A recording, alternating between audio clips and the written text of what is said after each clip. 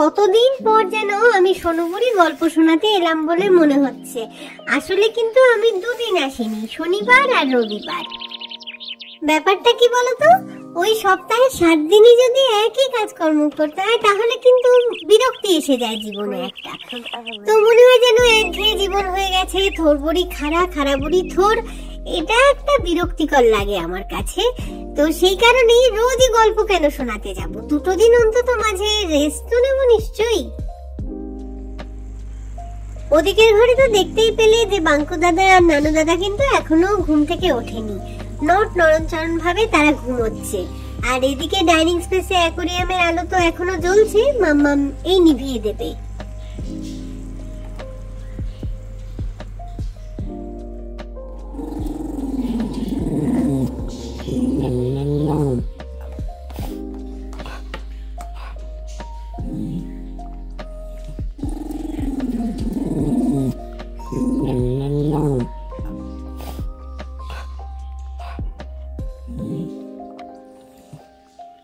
তোমরা ভাবতেই পারো যে সোনু এরকম রেগে রেগে কেন যাচ্ছে।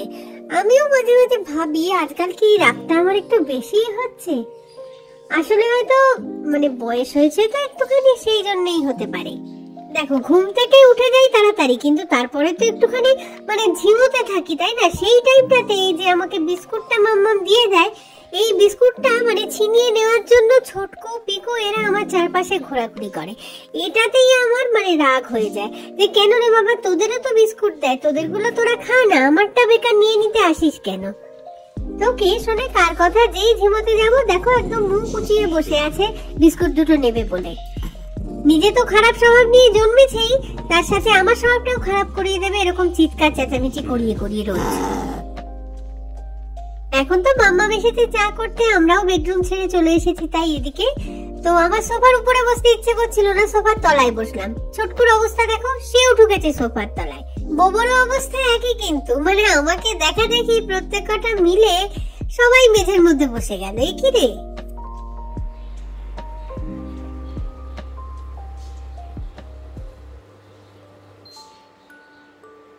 মামামের চা তো কমপ্লিট হয়েই গেল।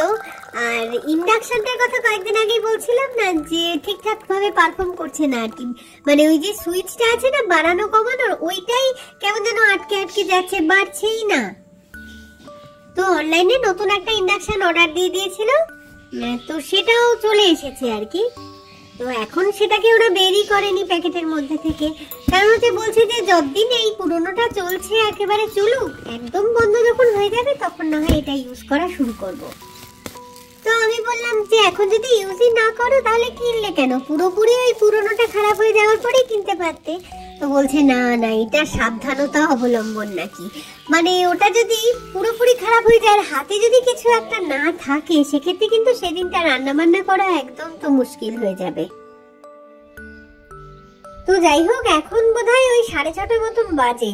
বাইরের আকাশটা কি সুন্দর লাগছে দেখো, রোদ উঠেছে কিন্তু, আর এই বাড়িটার উপর থেকে ওই সূর্যের আলোটা বেরোচ্ছে না, মনে হচ্ছে কি একটা ডায়মন্ড যেন বসানো রয়েছে ওখানে। নীল আকাশের মধ্যে অনেক মেঘ তো রয়েছে, তবে বেশিরভাগ মেঘই না ভেসে ভেসে যাচ্ছে। আর এই সাদা মেঘে তো আর বৃষ্টি হয় না, ফলে ওয়েদার মনে হচ্ছে আজকে বেশ ভালোই থাকবে আর কি। আর ডান দিক করে যে পাহাড়টা দেখা যাচ্ছে, কি ভালো যে দেখতে লাগছে আজকে, সবুজ, কত রকমের সবুজ যেন ওখানে মিশে আছে। আর এই যে রান্নাঘরের জানলায় এসে সকাল সকাল ওয়েট করতে বসে গেছে মজনতালি সরকার। তো এত সুন্দর ওয়েদার দেখে না আজকে ভীষণ ঘুরতে যেতে ইচ্ছে করছে, কিন্তু হবে কি হবে না যাওয়া জানি না। তবে এই ভিডিওতে দেখিয়ে দিচ্ছি যে বাবাই মাম্মাম গত সপ্তাহে একটা জায়গায় ঘুরতে গিয়েছিল। What do you like about this girl? I mean, there's a lot of things. I'd probably start with I like the way she smiles. She got me staring for a while. Got me staring for a while. Yeah, yeah. Maybe it's our conversation. She's my favorite notification. She knows how to dress for special occasions. She got me thinking life could be better. These songs start to feel like love letters. I should tell her now, would I ever? It is what it is, man, whatever. Whatever, yeah. whatever. I'm telling you now, it's whatever. Whatever, whatever. I'm telling you now, it's whatever. সুন্দর লাগছে ওই সামনের পাহাড়টা। এখন সিঁড়ি দিয়ে নামবি না এই দিকটা দিয়ে? দেখো বাবাই আর মাম্মাম এসেছে মহাদেব খোলা ধামে, তো কয়েকটা সিঁড়ি নামতে হবে। আর সামনেই রয়েছে একটা সুন্দর ঝর্ণা, ওটা পেরোলেই শিবের মন্দির। এই গেটটা তো ছিল না রে আগে, গেটটা নতুন দেখছি। গেটটা ছিল না, এই সাইডের গাড়িগুলো লাগানো ছিল না। হ্যাঁ এখানটা কভার আপ করেছে একটু। এখানে একটা ঝর্ণা ছিল।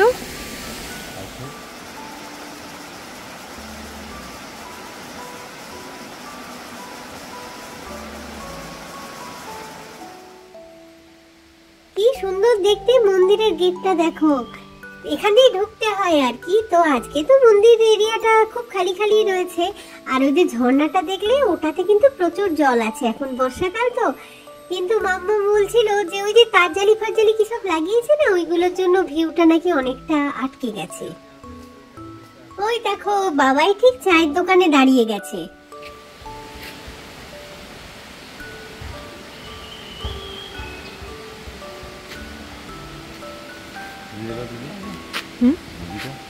যাবো।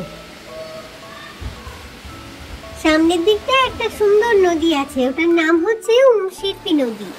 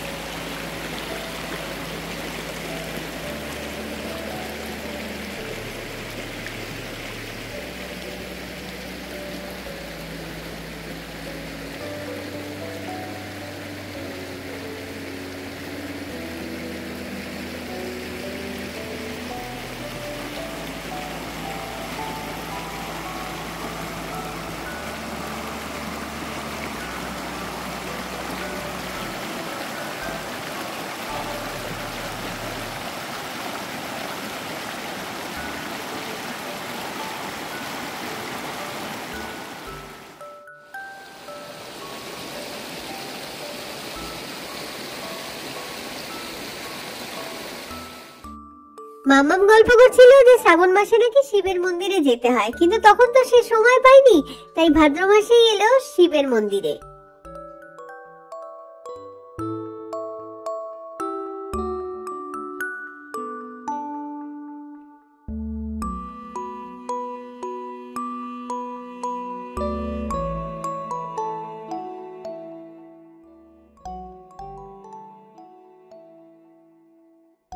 মন্দিরের এই সুড়ঙ্গটা নাকি সোজা কামাখ্যা মন্দির অব্দি গেছে।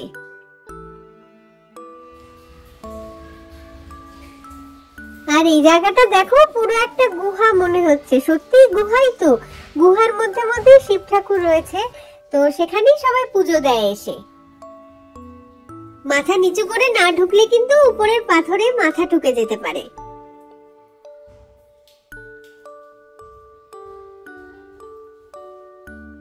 এ বাবা, উপরে যে পাথরটা, ওখান থেকে তো টপ টপ করে কিরকম জল পড়ছে, তো ভিজেই যাবে তো সবাই।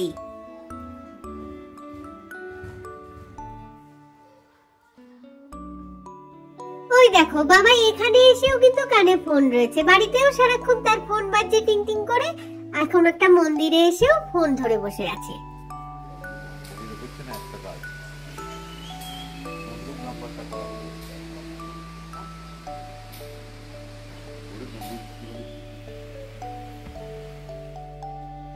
বজরংবলীর সুন্দর একটা মন্দিরও আছে এখানে, আর লাইটিং দিয়েছে তো এত ভালো দেখতে লাগছে।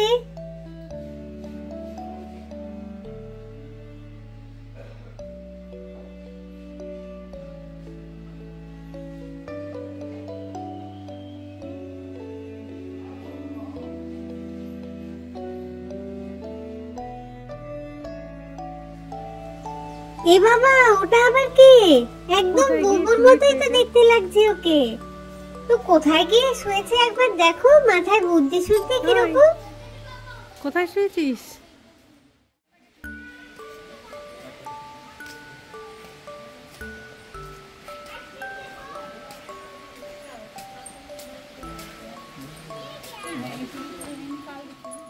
ফুটে আছে, কি সুন্দর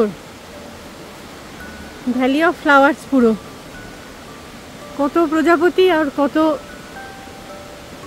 ফুলের সমাহার।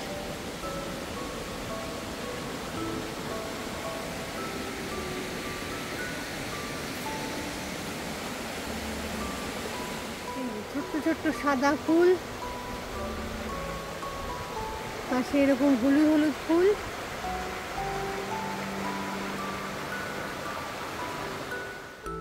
সারা বছরই পাহাড়ি অঞ্চলে নানাচে কানাচে কত সুন্দর সুন্দর ফুলগুলো শুধু ফুটে থাকে, তাই না?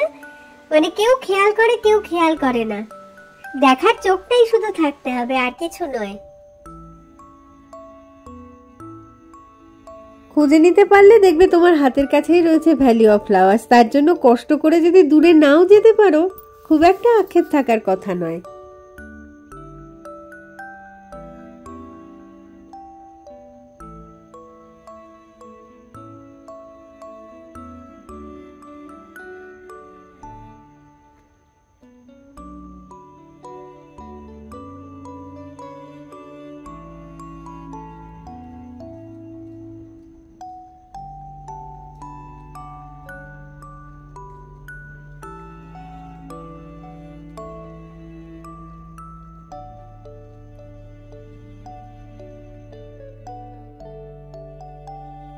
চলো তাহলে আজকের এই গল্পটা না হয় এখানেই শেষ করছি।